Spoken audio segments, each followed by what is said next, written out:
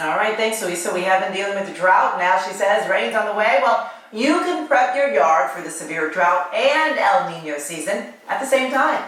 KCAL9 Sandra Mitchell is in the garden with Nick Federoff to show us how.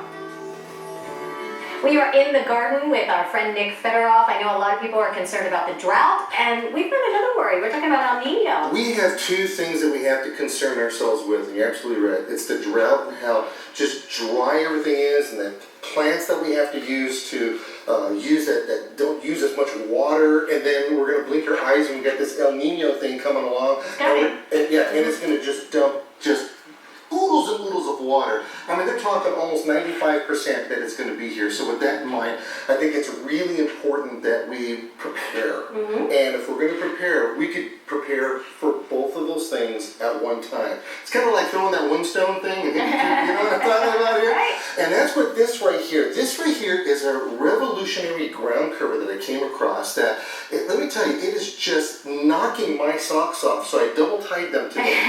Okay? It is called Kurapia. Kurapia. Yeah, Kurapia.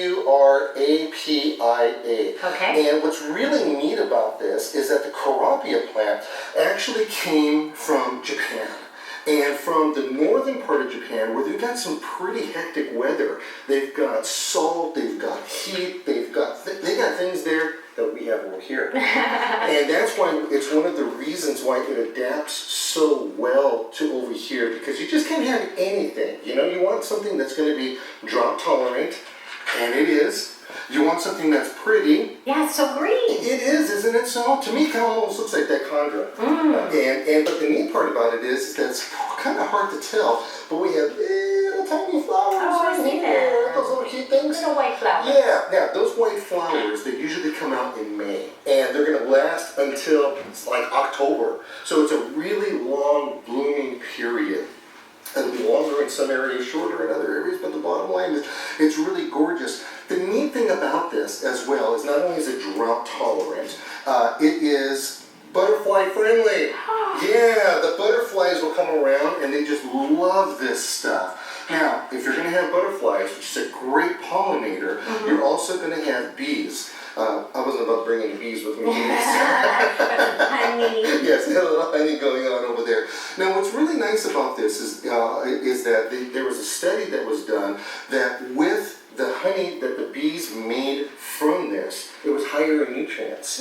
So that's pretty exciting in itself. All good stuff. Yeah, now it comes in different shapes and varieties for you to choose on. So if you've got a big old hill like this, you can take and you can roll it out, and you've got like just instant ground cover, and that's going to help. And with the rains, when the rains come down, they start pounding on it because we haven't been watering, remember, because of the drought. We're going to have to water this a little bit. Now, if you don't have the pocketbook for doing something like this, it's not the end of the world. What we're going to do is we can actually get these little things, and yeah, these are flats, but more in particular, they're called plugs. Now, look at the bottom of these. Oh, look at that. Yeah, so what you could do is you could just take them and plop them out. Pop one out? Look at that. So you see, you've got a little plug, I've got a little plug. Now, if you live in an area that has a lot of sand, what you can do is something that's really amazing. You could actually take and plant most of this plant as long as you leave a couple of leaves out like this. Okay. All right. That's unheard of in the world of plants. Typically speaking, it rots. And who wants a plant that rots? No right? rotten plants. No rotten plants. But if you live in an area that has a hardier, heavier type of soil, we don't want to do that. We want to make sure that all of these plant parts right here are above the ground. Okay. And you're just going to take them and you'll dig a little hole and you'll plop them in there and you're going to plug them in and then you cover it up and then you watch it grow. Now, here's another thing with this. You see how high this is? Yes. That's about it.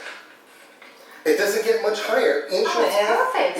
inch to 2 inches at the absolute most. It's like pretty grass that doesn't grow any higher. You don't have to mow it. Pretty much so. And if it does get too high, I mean that whole 2 inches, right? What you're going to do is you're going to get yourself a lawnmower or a weed whacker, and you just whack it down to the ground, and it'll rejuvenate. It comes right back. It comes right back up.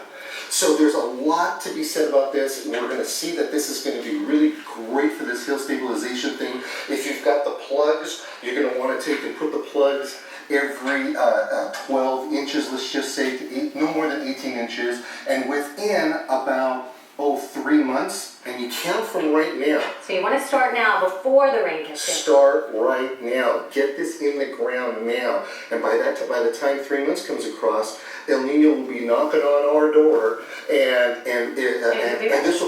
this will hold our hillsides down. So if anybody wants any more information, you can go to Kurapia.com, or I've written a blog on this, so you can get information there and see all the links and that kind of stuff. It's thingsgreen.com, or you can call me 24/7 at 1-800-405-NET. It's a great weekend project. Oh, it really is. You're watching KCAL9 News on this Saturday morning. We'll be right back.